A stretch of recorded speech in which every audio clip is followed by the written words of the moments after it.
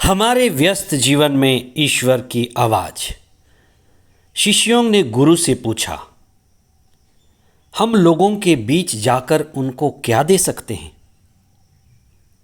जाइए, आपको अनंत जीवन मिला है, आप लोगों को अनंत जीवन दीजिए। आपको मुक्ति मिली है, आप लोगों को मुक्त कीजिए। अभी आप आज़ाद हैं, लोगों को आज़ादी का अनुभव कराइए। आपको आनंद मिला है, आनंद को बांटिए। आपको पवित्र आत्मा मिला है, लोगों को आत्मा का एहसास कराइए। लोगों को उपदेश दीजिए। ये उपदेश क्या होता है? आज सबसे सस्ती चीज है उपदेश, जो हम दूसरों को देते हैं, बच्चों को देते हैं, छात्रों को देते हैं। उपदेश का सही अर्थ है बांटना। उपदेश देना अपना असली चीज को बांटना है, असली चीज को देना है। अलग अलग धर्म के लोग खाना बांटते हैं, पानी बांटते हैं, चाय बांटते हैं, बुला बुला कर बांटते हैं। जिसे चाहिए आइए और लीजिए, नहीं चाहिए मत लीजिए। उपदेश भी ऐसा ही है। जैसे खिला हुआ फूल हमें बुलाता है, देखिए मुझे। अगर नहीं देखना है मत देखिए। 14वां सामान्य सप्ताह 13 जुलाई 2023 बृहस्पतिवार। उत्पत्ति ग्रंथ अध्याय 44 पद संख्याएं 18 से 21 तथा 23 से 29 तक तथा 45 पद संख्याएं 1 से 5। संत मती का सुसमाचार अध्याय 10 पद संख्याएं 7 से 15 तक। महात्मा गांधी जी से एक पत्रकार ने आग्रह किया कि यहाँ एक समुदाय है, उनको आप अपने जीवन का एक संदेश दें। महात्मा गांधी ने बड़े सरल भाव से कहा, मैं और मेरा संदेश एक है। मैं और मेरा संदेश एक है। मेरा जीवन ही मेरा संदेश है। मैं जो हूं वही मेरा उपदेश है। महात्मा गांधी एक बहुत ईमानदार व्यक्ति थे। हम इस बात को उनकी जीवनी में भी पढ़ते हैं। तेन तख्तेन भुंजिता, उनका त्यागपूर्ण जीवन ही उनकी सबसे बड़ी शक्तिशाली उपदेश थी। कहने और करने में बड़ी समानता थी। हम इसी दिशा में कार्य करें। पहले पाठ में हम जोसेफ और उनके भाइयों के बारे में पढ़ते हैं। जोसेफ के 10 भाई समाज के प्रतीक हैं। ऐसा समाज जो दूसरों को उठने नहीं देता। समाज में, कलीसिया में, यहां तक कि घरों में भी कई ऐसे लोग हैं जो आपको निराश करते हैं, हतोत्साहित करते हैं। बहुत ही कम लोग हैं जो आपको उत्साहित और प्रोत्साहित करते हैं। समाज का स्वभाव उन 10 भाइयों का स्वभाव है। समाज का स्वभाव दूसरों को गिराना, दूसरों के विरुद्ध खड़े हो जाना, टांग अड़ाना, ताने मारना, हताश करना, निराश करना।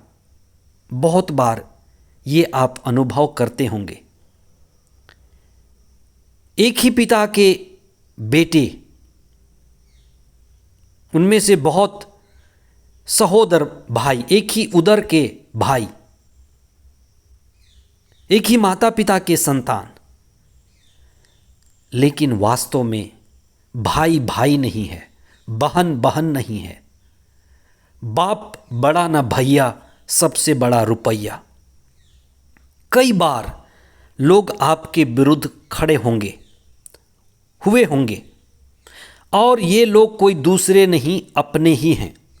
अपने ही लोग हमें कष्ट देते हैं, अपने ही लोग हमारा असहयोग करते हैं, अपने ही लोग हमारे विरुद्ध खड़े होते हैं।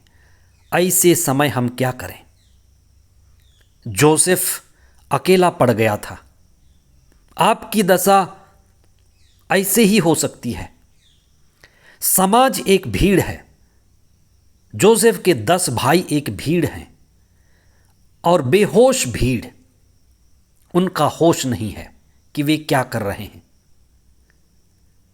समाज नकारात्मक लोगों का भीड़ है, इसलिए कभी कभी भीड़ से अलग हो जाना भी ठीक है, मौन हो जाना ठीक है।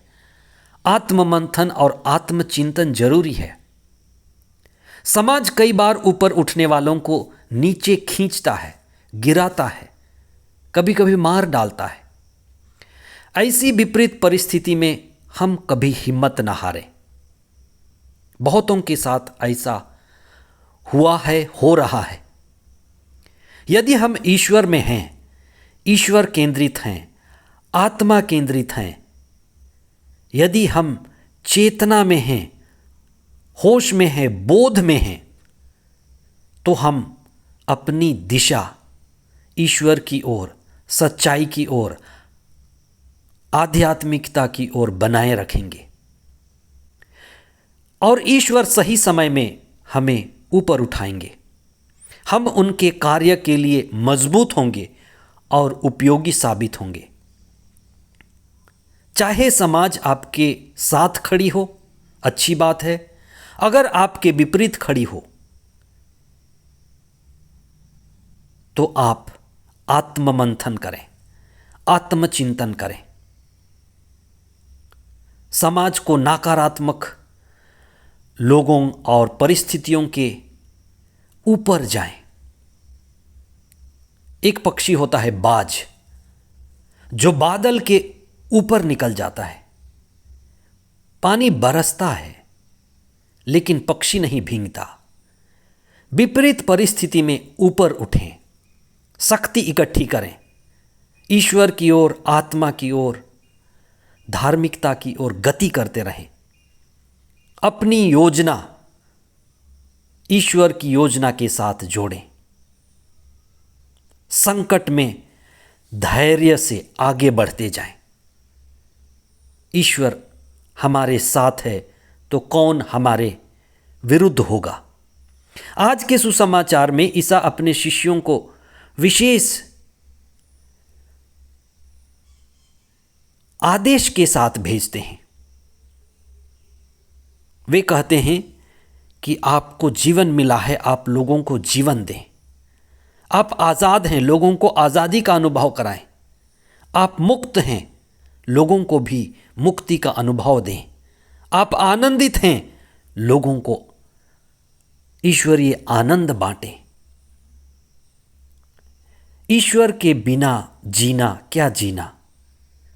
आत्मज्ञान रहित जीवन अंधेरे का जीवन है, बीमारी का जीवन है, अज्ञानता का जीवन है, बुराइयों का जीवन है, बंधनों का जीवन है।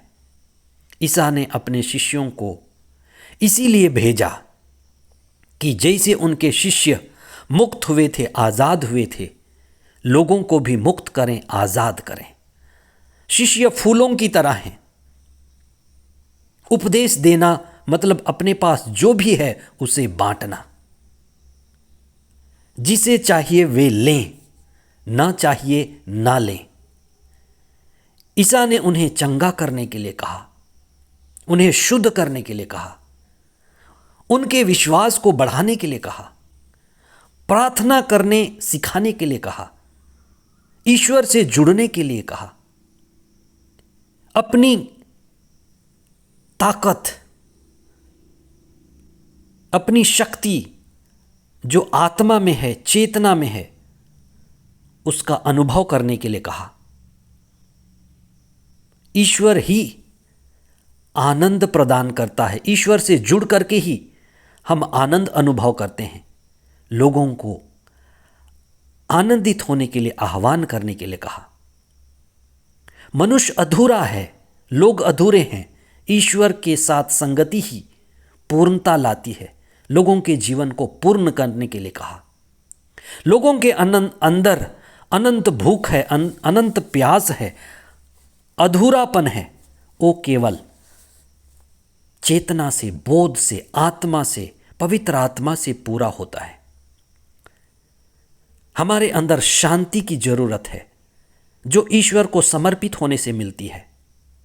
और ईसा के शिष्य साक्षी थे जीवन के, मुक्ति के, आज़ादी के, आनंद के, और वो फूल की तरह लोगों के बीच गए। आप जहां भी रहें उसी फूल की तरह रहें, खिले रहें। और जो भी आप दे सकते हैं, जो आपकी कीमती है, उसे आप दें। जो लेना चाहते हैं लें, ना लेना चाहते हैं ना लें। मैं इसीलिए प्रेरित होकर के पवित्र आत्मा के द्वारा कुछ कहना चाहता हूं कि एक भी व्यक्ति प्रभु के प्रेम का अनुभव करे तो मैं धन्य भागी हुआ। प्रभु के आनंद में आनंदित हो जाए तो मैं धन्य भागी हुआ। इतना ही। आमीन।